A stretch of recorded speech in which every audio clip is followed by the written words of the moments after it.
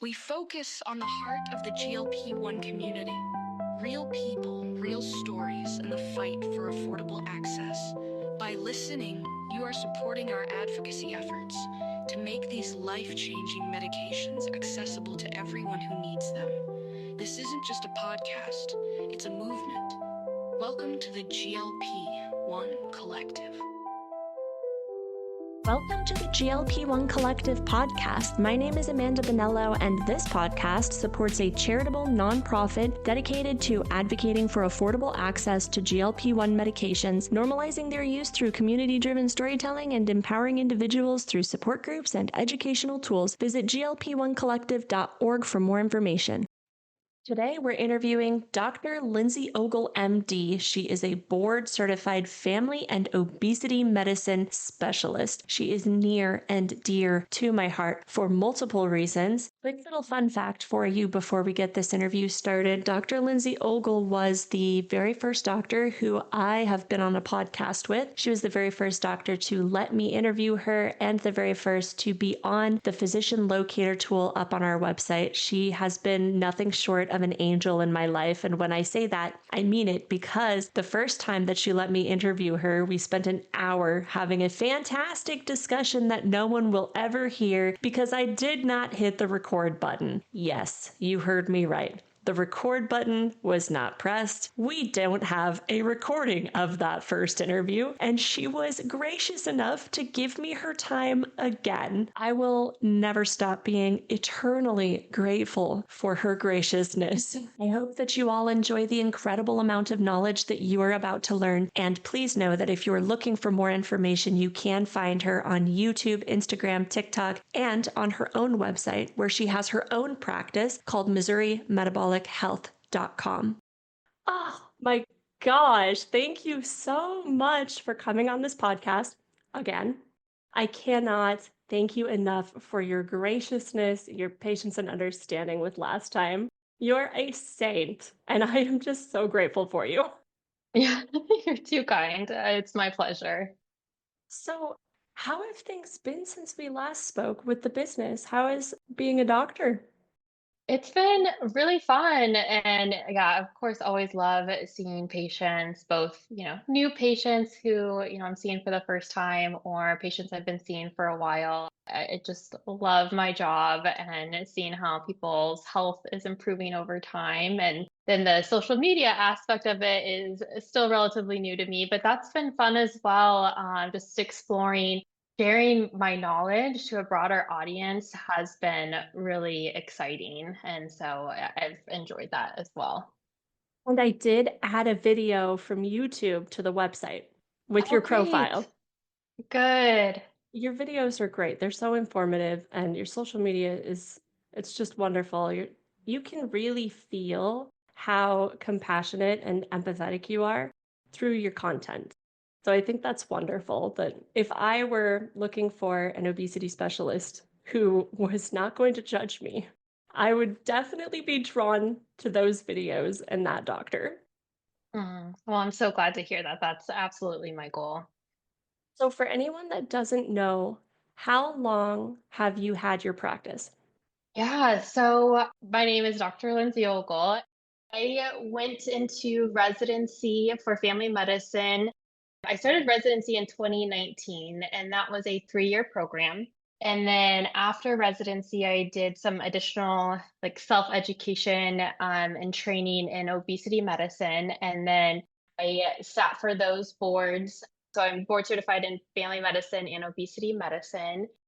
My first job was a primary care job where I did full spectrum outpatient family medicine, which was really fun. I got to see a lot of different conditions. Definitely, I had the opportunity to kind of list the conditions that I saw. And one of the things at the top was weight management. And so I had a lot of patients coming to me for help with their weight to feel better and then control their chronic conditions that were weight related. And so I got a lot of experience just in that primary care practice. I no longer work at that practice, and now I do exclusively telehealth. And I made that transition around August, September of 2024. That goes a year behind. 2024. So it's pretty new, just in the past 6 months, of which so I'm working on building that up, and it's called Missouri Metabolic Health. So I see patients in Missouri. That's the state that I am licensed in. Yeah, so just 6 months for that practice, but I've been doing a different version of it for about 3+ years more if you include residency. Awesome. Oh, that's so great. And I know I asked you this last time, but no one got to hear it. So, what was the biggest challenge for you starting your own practice? What has been the biggest challenge so far? Yeah, I think with any business, it's really just, spreading awareness that you're there and you're, available to help people, making patients aware and then other health providers aware so, they can refer patients to me.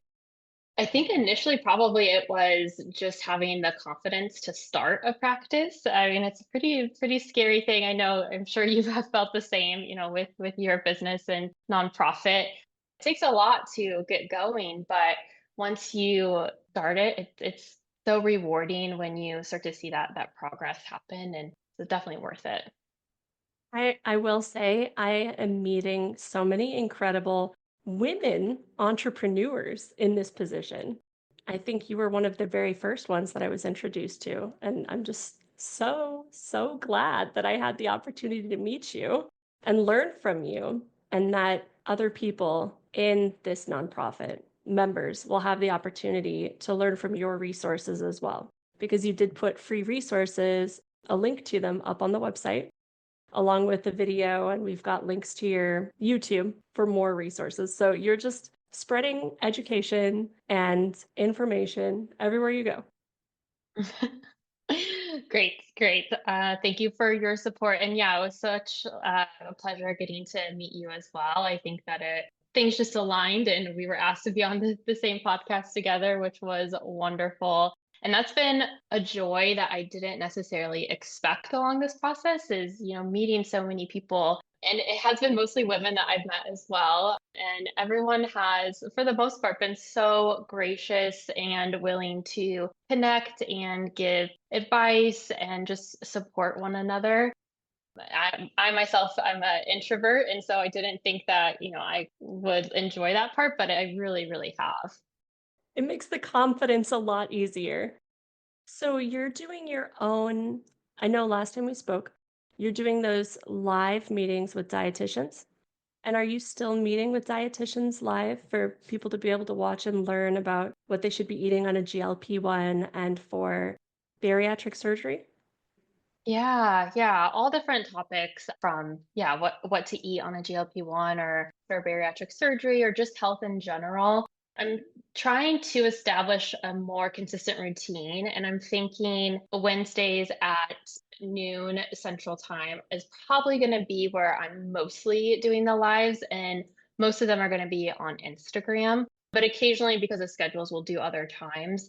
I'm really excited to continue doing that, because I learn a lot as well that the dietitians are teaching me. We can share during that conversation, and then I can also take back to my patients moving forward. I think it's incredible that you are constantly learning and trying to figure out new things to help your patients, because my understanding is that doctors don't typically have education once they leave school and they go off to, start their careers, that any education that comes after that needs to be self-driven. So it's incredible that you're just taking the charge of your life there and constantly learning what you can.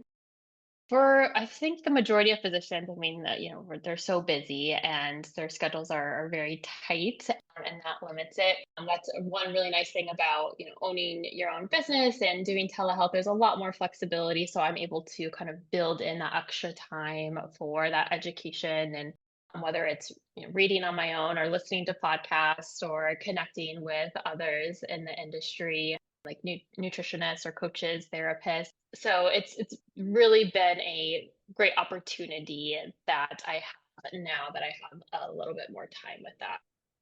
That's awesome.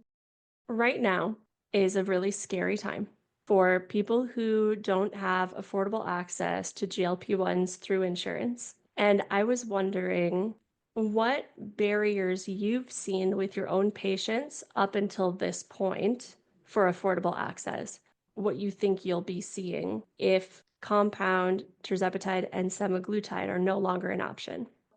I really prescribe GLP-1 medications in like all of the tiers, I would say. Ideally, if somebody has coverage, we write the brand name medication to the pharmacy, they get it that way. I contract with another telehealth company, QuickMD, and see some patients there for weight management. And they have some connections with a Canadian-based pharmacy where we get brand name medications that way, which are a little bit less expensive, but still fairly expensive. And then there are the compounded options where we are working with a compounded company based in Florida. And that tends to be the most affordable, especially with that company, a lot of patients are using. So I kind of go through that tiered approach and find what is available for the patient, what is most cost effective. There is so much uncertainty, and it seems to be we're getting new information, conflicting information every day. I can't even imagine what that would feel like, if I were the patient on a medication that has been so life-changing and not knowing if you're going to be able to have access to it. I don't think there's a great answer, unfortunately. I think we're just going to have to continue to see what ultimately happens and make the best decision with those options that we have at that time.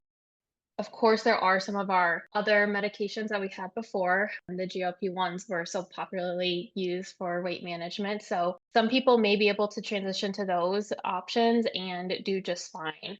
For other people, it may not be effective enough, or they won't tolerate it or won't be able to take it for whatever reason. In those cases, I would refer some of my patients who are appropriate for bariatric surgery because that's a great option as well, especially if somebody did respond really well to medications, the GLP-1 medications, because the surgery really, we're learning more and more, is more about the gut hormones are affected rather than just not absorbing as many calories or constricting what you're eating. So that is, of course, an option too. Just recently learned about that myself and how it affects your hormones. I had no idea. That's amazing. Yeah, I find it so interesting. Yeah. When you said other GLP-1s, can you expand on that more? And then I know you'd mentioned sort of like a tiered system for Mhm. GLP-1s previously. Would you mind giving us that analogy? Yeah. So there are a lot of GLP-1 agonists out there. The very first was FDA approved in 2005. It was called Byetta, and it was used for type 2 diabetes. And then ever since that time, so 20 years now, we have been creating better versions of that initial GLP-1 medication up until most recently semaglutide, which the brand names are Ozempic and Wegovy, and then tirzepatide, the brand names Mounjaro and Zepbound. Each iteration of the GLP-1 has been more effective, better tolerated, better version than the prior, which is super exciting because there are definitely, even newer generations that are coming out and in the pipeline for approval in the next year or so. I saw on social media a colleague, an obesity medicine physician, do or share a great analogy like this. It's like the iPhone, and we started with iPhone 1, and then over the years, now we're at iPhone like 16 now. And the first one was great, but they're much better now. And so we're seeing the same thing with GLP-1s. And so I think sometimes it gets forgotten that they've been around for so long, and there are other options available. For the weight management side, there's Saxenda, which is a daily injectable GLP-1. Most people, they don't want to inject themselves every day. If they can avoid it, would prefer the weekly injection, but that's also, available too. That's what I meant when I said the other GLP-1s, because there are so many of those. The tiered system, so I guess when I used it in that sense, it was talking about, getting your medication from an FDA approved pharmacy. We know there's just a little bit more regulation there, and that would be ideal if it's available. And then if that's not available, then using, a compounded pharmacy that you trust would kind of be that next tier. Awesome. Thank you. I think you're right. A lot of people don't know that GLP-1s have been around for the last 20 years. And they're like, oh, this is a new drug and you don't know what it's going to do to you. And you're just a guinea pig and you have no idea what's going to happen in the future. And yeah, you're absolutely right. They have no idea that we have a pretty good estimate. Yes, yeah. And I even catch myself sometimes saying our new GLP-1s, and I am really trying hard moving forward to stop saying that because it does just feed into that notion that these are brand new medicines. We don't know a lot about them, which is very untrue. And so they've been around for a long time. They just have only recently been FDA approved for weight management. Previously, for the majority of those 20 years, I think it was like the first 18 years, they were only approved for type 2 diabetes. So I have a question.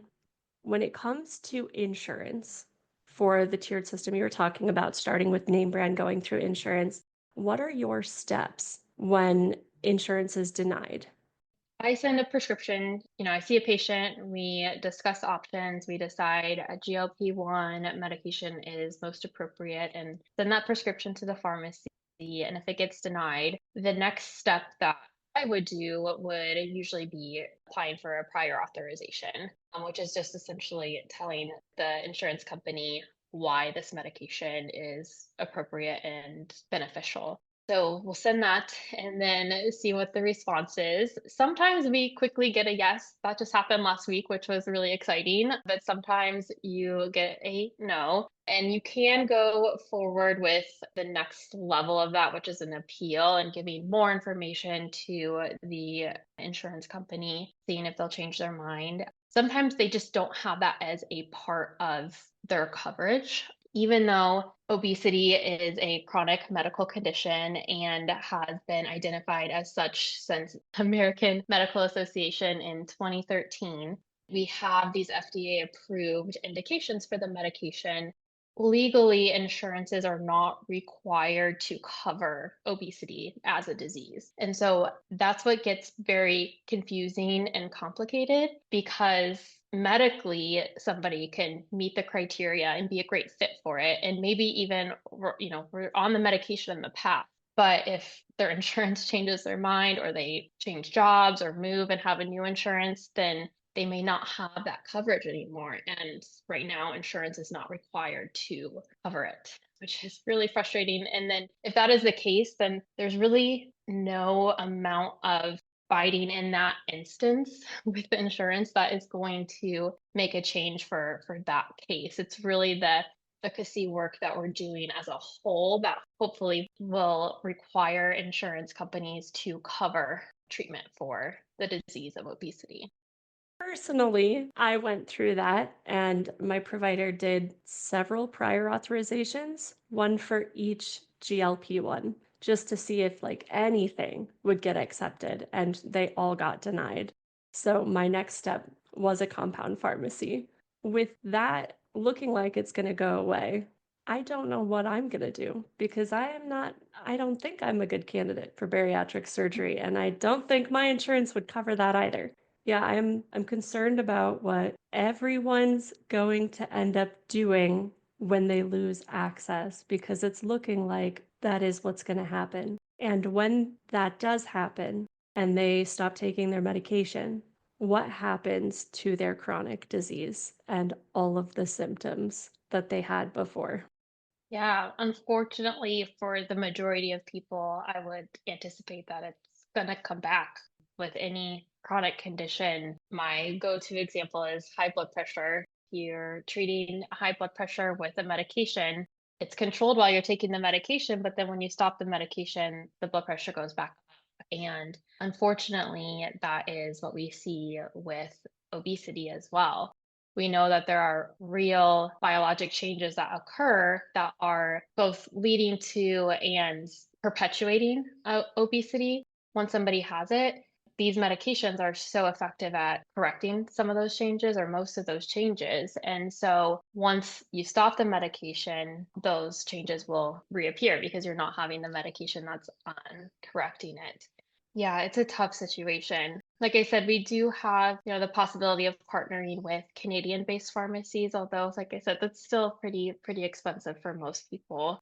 Another thing I would say would be, as far as advocacy goes, a lot of people are not aware that it's typically your employer, if you get your health insurance through your employer, who decides whether with their health insurance benefits they're including obesity management. And so talking with your HR department may be beneficial for, when they decide what they're going to cover the following year. So, especially if you have a lot of coworkers who are benefiting from this medication, just touching base with your HR department and advocating for yourself and your coworkers, and that may make a difference.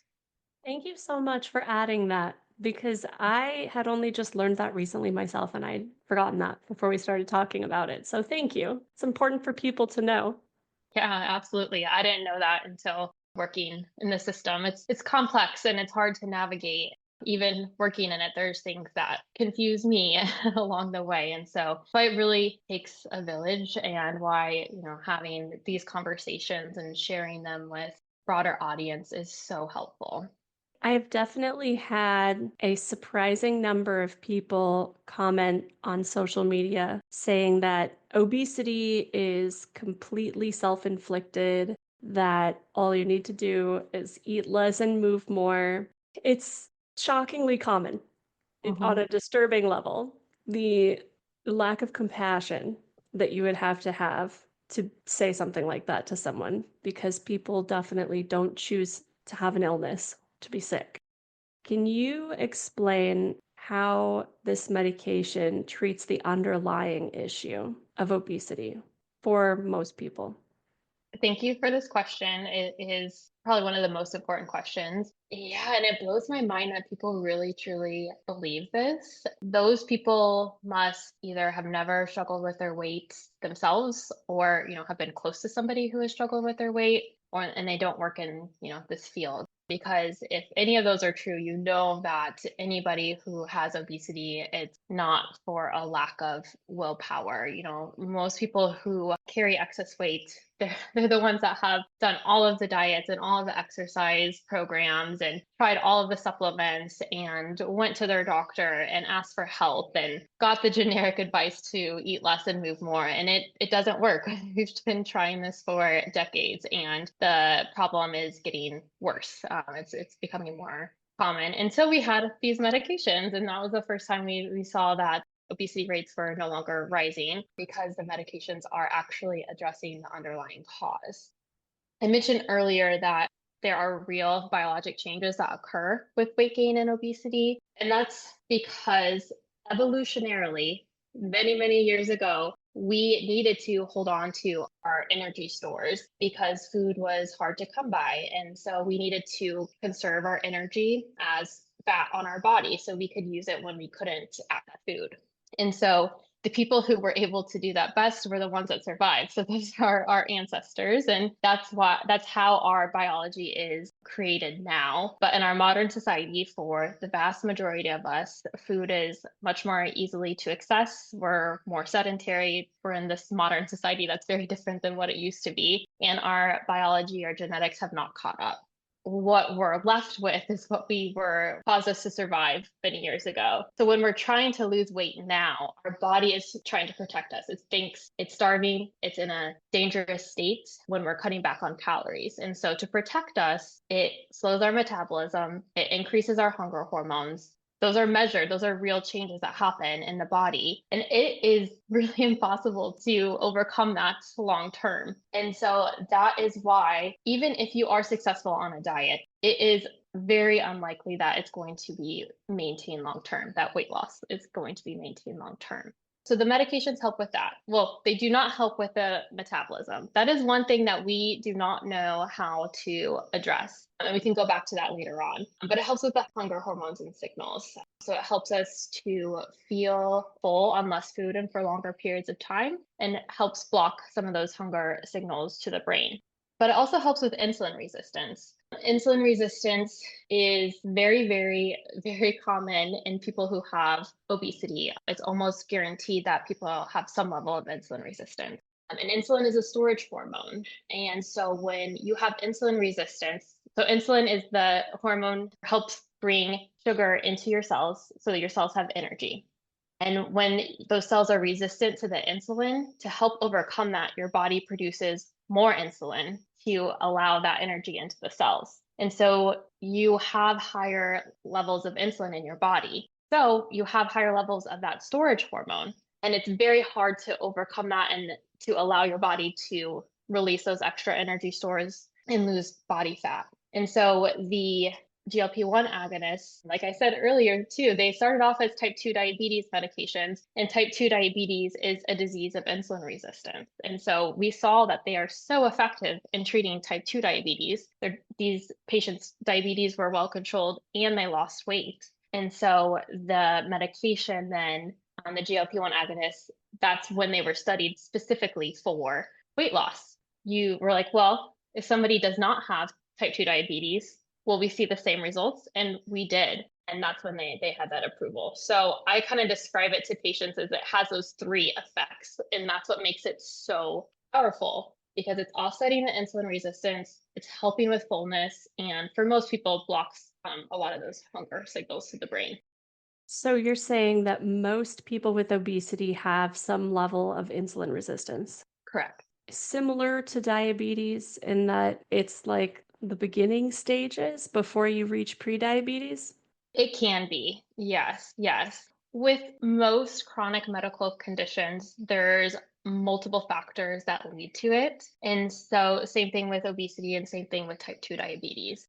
And for both of those conditions, obesity and type 2 diabetes, one of the factors is insulin resistance, one of the major factors for both of those. There's different things that play out to determine if someone is going to develop type 2 diabetes or obesity, or potentially both. And genetics, nutrition, physical activity, environmental factors, those play a role as well.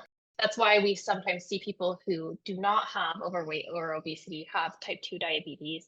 And then there are people who have overweight and obesity, but do not have type 2 diabetes. Everyone that has type 2 diabetes has insulin resistance, and the vast majority of people who have overweight and obesity have insulin resistance as well. Interesting. Okay, so if someone is, let's just say 10 pounds, 15 pounds overweight, they're just trying to lose that 10 to 15 pounds. Would that be considered overweight at that point? Would that be considered insulin resistance? It's possible. The most common scenario we see this is women going through menopause. Usually women become more insulin resistant during that time. And many women who never struggled with their weight start to struggle with their weight during that time. And it can be really distressing because you're not used to it. You're doing all the same things and then gaining weight. Insulin resistance is likely the reason for that in those patients. But it's possible that there could be other reasons for a little bit of weight gain in different periods of people's lives. Can you talk about set weight? Is this a proven theory? Mm-hmm. There is, with any theories, there's a lot of evidence to support it. There are very few things that are 100%. There's a lot of evidence supporting weight set point theory. It's really been studied since I think the 1950s, the last time I looked. It makes a lot of sense. Everything in our body is regulated. We rely on what we call homeostasis, just set point, to allow our body to function effectively and safely. Our body temperature, our sodium levels, our blood sugar, everything is, if it goes a little bit high, it gets corrected. If it goes a little bit low, it gets corrected. It makes sense that we would have the same thing for our weight. And so it is something that I definitely believe is a thing. a lot of other people in obesity medicine field agree with as well. I know that personally, I've never been able to get away from a new set point, no matter how many times I've lost weight. Like, you're right. People with obesity have tried everything their whole lives. They don't just become obese and say, okay, I guess I'm obese and just go on to just live their lives. They try everything they can because of societal pressure and aches and pains and depression caused by being put down so much by other people in their lives. Like, we're constantly trying everything we can. Every time that I've lost weight, I have always gained back the exact amount or over time more Mm-hmm. after that. I've never been able to maintain a lower weight. How much of that do you think is not staying on a diet and sticking with the same exercise routine?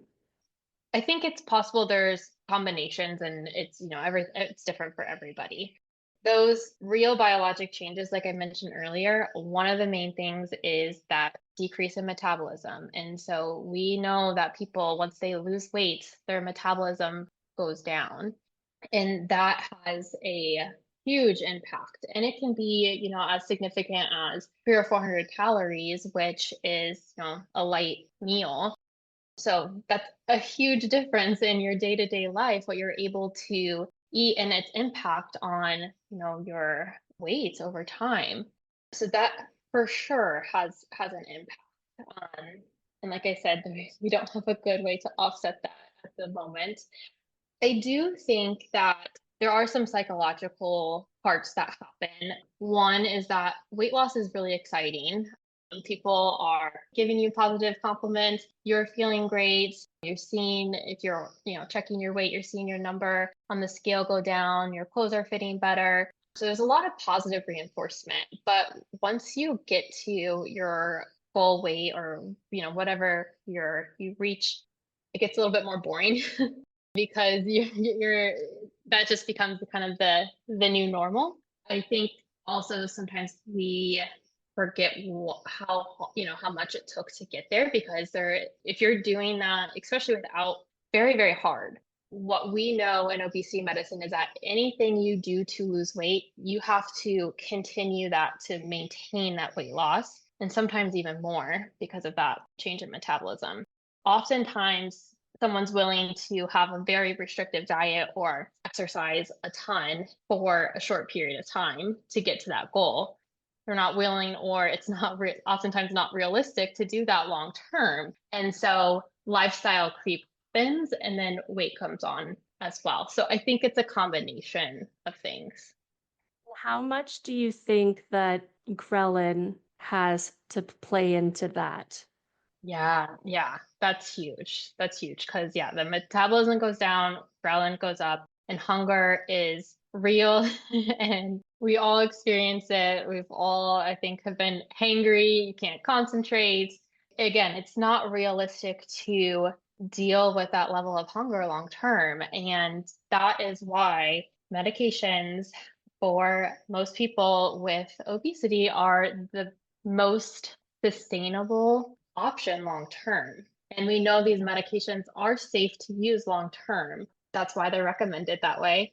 I think are a solution to diet culture because you are now choosing an option that is sustainable and you're not severely restricting. You are able to choose a nutrition plan that is nourishing your body in a healthful way. You're also not having to use all of your brain energy and your willpower that you have. I mean, that's precious brain energy and willpower that we have throughout the day to avoid, eating something when you're truly hungry, biologically hungry. If you're able to treat that with medication, then you can use that important brain power towards better things, job and relationships and taking care of yourself in other ways. And so I think it's a real tragedy that we are losing so much of that for people to spend it on something like a diet. So, how do you think that eating disorders factor into this? I know that we spoke about it on the Plus Size podcast that I've been battling bulimia for the last 2 decades, decade and a half. And I tried several different antidepressants to try to fix what I thought was a broken brain, that my brain chemistry was wrong. And I obsessed about food to the point of, I mean, sometimes it was debilitating. Like I couldn't just drive home. Emotional. Mhm. Sorry. And this is the first time in my life that I feel in control and at peace. Oh my God, it's not my brain was broken, but it was just that my hormones were off. Now that I have this solution that I can actually truly experience, I'm wondering how that factors in for other people who have eating disorders. Well, thank you for sharing your experience, both here and previously, and yeah, on your platforms. I know that helps a lot of people because they're extremely common and most people don't talk about it. It's complicated, and I think people have different views here because I know a lot of people in the eating disorder space are not very supportive of obesity medicine, the field of obesity medicine. I know that. Yeah, it's true because they're concerned that maybe obesity medicine physicians are too preoccupied with weight in general, and that focusing on that could then lead to eating disorders. I honestly think it's a lack of understanding because, I'm on the inside of the field of obesity medicine. I've gone to the conferences, I've done their trainings, and so I know what they teach and where they're coming from. And it's always a place of well-being. And we're trained to screen for eating disorders and treat eating disorders. And I don't think that is assumed or known from other people. That's the main thing that you are managing. That's probably what you're most worried about, which is fair. It's really important that, that those eating disorders are treated. Think that if you say that someone has had a history of an eating disorder, therefore they can never be on a medication for weight management, I don't think that that's fair. And, what you're describing has been so helpful for you. So I think with anything in medicine, we need an individualized approach for that patient. The right patient, the right time, the right medication. And sometimes it might be the right medication for the right patient, but not the right time. Maybe we need to do therapy and work on that first, and then start the medication. So it should be highly individualized, and it is a sensitive topic. Sometimes it can be a little bit like chicken and the egg. What happened first? I think teasing that out with a thorough history with your doctor goes a long way in choosing the correct approach, like timeline of treatment. I love that answer. That's amazing. I didn't really put too much thought into it, but it would make sense that doctors focusing on eating disorders would have a concern about anything Mm-hmm. that would help you lose weight, right? Mm-hmm. Because if you're obsessed with losing weight to the point where you're Mm-hmm. making yourself sick, then it would Mm-hmm. be like, oh no, they're going to Mm-hmm. go overboard, right? Would be their Mm-hmm. first thought. I was very fortunate that my doctor has been with me for years, was absolutely willing to treat me with a GLP-1, even though my insurance wouldn't cover it, Mm-hmm. because I was able to learn that that did work for me in an astonishing way. And I just wonder how much of I've been hearing some people within the community saying, oh, I had a binge eating disorder and I used this medication and realized that I actually didn't have a disorder at all. And it's just been so eye-opening. But yeah, thank you for bringing that up because I did not really put that together. That's very interesting. It is. And I really do think that there's room for both. And I think that, we're all trying to do what's best for our patients, coming from a good place. But like I said, I know that the field of obesity medicine truly is focusing on health. There is a difference when you take a health-based approach to managing obesity versus a weight-based approach. Our goal is not for everybody to have a normal BMI and quote or fit into a certain size pair of jeans. Like that is not the goal. The goal is always to treat and prevent weight related conditions. I can tell you that I have not weighed myself in like 2 months. because I feel so at peace in my mind. And I know people are on social media weighing themselves like every week, every time they do the shot, and they're like, guess what I am today? Or I gained some weight. And it's like the first time that I have not obsessed about what my weight is and checking, because I feel so confident that I will either keep losing at a steady pace. Honestly, I'm just so happy to be in a healthier place that I almost don't care. I feel so good about myself, I just almost don't care. That's amazing. I'm wondering, I know that some people have a difficult time losing weight on a GLP-1 after a certain point. And I'm wondering what a course of action would be for someone who's on, let's say, Ozempic or Wegovy for several months and they're not losing weight past, I don't know, 20 pounds, like the initial weight loss. What would you typically do? If somebody is on Ozempic or Wegovy, semaglutide, and we've titrated either to the max dose or the highest dose that they tolerate, and we've hit a weight plateau, one of the things we want to be sure of is that, it is a true plateau, because sometimes we're still losing weight, but it's just slower than it was initially. That's okay. We can continue at that point. But if we're truly not losing weight after like 2 or 3 months, then we should definitely, reassess if we do have a goal to make more progress. Definitely would review lifestyle components like nutrition, making sure we're getting enough protein and fiber, make sure we're drinking enough water, all those good things. And then review physical activity, although it's very, very hard to lose weight from exercise alone, but it's really helpful for weight maintenance and just overall health and well-being and maintaining muscle mass. Sleep, stress, and then life stressors. Those are the main lifestyle components I like to touch base on, along with eating disorders too. So making sure that that's not complicating things at the moment. But if we've maxed out everything that we can do on the semaglutide, then I would consider transitioning to tirzepatide, because that is our newest version. On average, tends to be more effective than semaglutide. And so sometimes just making that change, we can see some more progress there. The reason it's more effective is because not only is it a GLP-1 agonist, but it's a GIP agonist as well. And so it has two mechanisms, which makes it just a little bit more effective.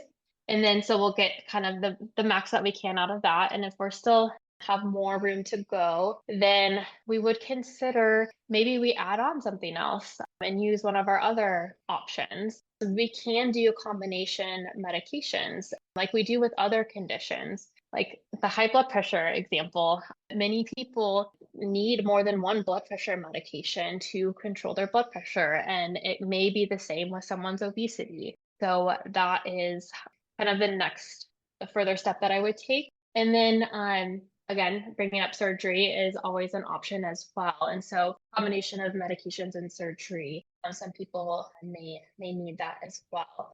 And then that example is kind of like arthritis in the knee or something. You start with ibuprofen and Tylenol, physical therapy, and then if we're still not able to control the knee pain, then we go for a knee replacement. And so the same thing with obesity. Sometimes we do need surgery to control the condition, and that's okay. That is a really good analogy. You have the best analogies. Thank you. It just must be how my brain works. I like coming up with those. Well, it really helps us like visualize what we're supposed to be seeing it as. So thank you. I have one last question. You'd mentioned working out, exercise. Can you explain how working out, and if there's a specific type of working out that people with a GLP-1, knowing that their metabolism will be slowing down? That's true, correct? When you lose weight with a GLP-1, your metabolism slows down like it would with any weight loss? Yeah, with any weight loss, it'll happen. Okay, so perfect. Thank you. Glad I got that right. Can you explain if there is a type of exercise that is specifically best for weight management with a GLP-1? So a couple of thoughts came to mind.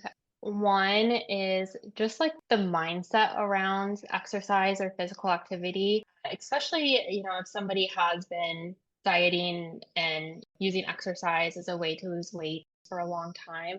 Often exercise is seen as like compensation for eating something the day before, or, punishment for your body size.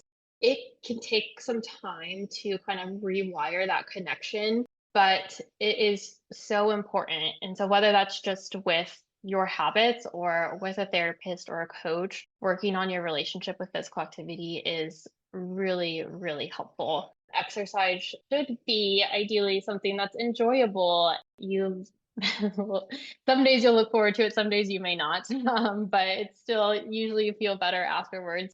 So I really encourage patients to pick an exercise that they enjoy. And, some people like running outside, other people hope they never have to run again after high school. And that's totally fine. And pick something that you enjoy. And walking counts. I always like to emphasize that walking absolutely counts as exercise. And ideally, as you're building up that exercise habit, you're doing a combination of cardiovascular activity like walking, running, biking, swimming, with resistance training activity, yoga, Pilates, body weight exercises, all the way up to CrossFit. Doing a combination is going to help you in multiple ways. So the cardiovascular is helping your heart health, helps your heart, and it helps burn calories like during the exercise. On average, the people who are able to lose weight exercise on average an hour a day, which sounds like a lot, but most of those people are walking. And then the resistance training is so important for building and maintaining muscle mass. The recommendation is to do at least 2 days a week for about 20 minutes. And again, body weight exercises count. So it does not have to be anything crazy. There are wonderful resources. So then you could do these exercises at home. There's YouTube, there's Peloton. One of my mentors, she created a website app for patients specifically who are on GLP-1 agonists. It's called GLP Strong, and it's just that 20 minutes, 2 days a week. Very, very straightforward, very accessible. So that is a great place to look. And so ideally having that combination, but truly, start where you are and then slowly work your way up and develop that habit. If you're not moving at all, just pick 1 or 2 days a week to start moving your body and then building up from there. Amazing. That is so cool. I didn't know that your mentor had created a GLP strong workout regimen. That's amazing. And I think it's very necessary for people, especially if you've come from a place where you had weighed a significant amount and you couldn't exercise. Yeah. So That's a great point. And that's also why I like to highlight the fact that you do not have to exercise to lose weight. And if it is painful for you right now, then it is okay to focus on nutrition, utilizing the medication. And when it is less painful for you to do, then that is absolutely an okay time to do it. There's no requirements that you have to do it right away. Of course, the concern is losing muscle mass while on these medications. But really, if you're getting enough protein and you're moving your body on a fairly regular basis, that's less likely to occur. And a lot of these programs do some exercises from a chair, a seated position. And so there's a lot that you can do without putting extra tension and weight on your joints. You can do exercises from a chair, which is really exciting. I love that you brought that up because there is a woman that I'm following on Instagram. She's very heavy and she has been losing weight with a GLP-1 and she's been exercising in a chair. And, we're all cheering her on because we're like, holy mackerel, look at her go. She's doing amazing. She's laying on the bed and she's exercising and she's like leveled up. She's got weights now. And we're just watching her shrink and get healthy and feeling confident. And obviously, social media has been fantastic on cheering her on. So, all around, she's feeling better, which is great. Oh, good, good. That's amazing. I should let you go. I have loved talking to you so much. And every time that a question is answered, I'm like, I just want to ask another one. I know, we could talk for another hour. You have all of these amazing answers and information that people really need to hear. And I'm so glad that you have the resources that you do out there that people can find so that they can learn more about this, especially for people who really don't understand that obesity is a disease and are afraid of trying GLP-1s. And you have such a gentle tone and a compassionate and empathetic approach. I can see that really helping a lot of people. So thank you so much for coming on the podcast and giving me your time and your big brain, your big, beautiful brain. Thank you so much for having me. It's been such a pleasure, and I would be happy to come back anytime. Awesome. Well, thank you, Dr. Lindsay. You're the freaking best. I'll see you around and I'll give you the love on social media. Yeah, you're the best hype girl. I love it. I appreciate it. Thank you. Well, I'll see you next time. I'm sure we'll communicate again. Oh, for sure. For sure. This isn't it. See you. I wish you the best. You too. Bye, Amanda. Bye.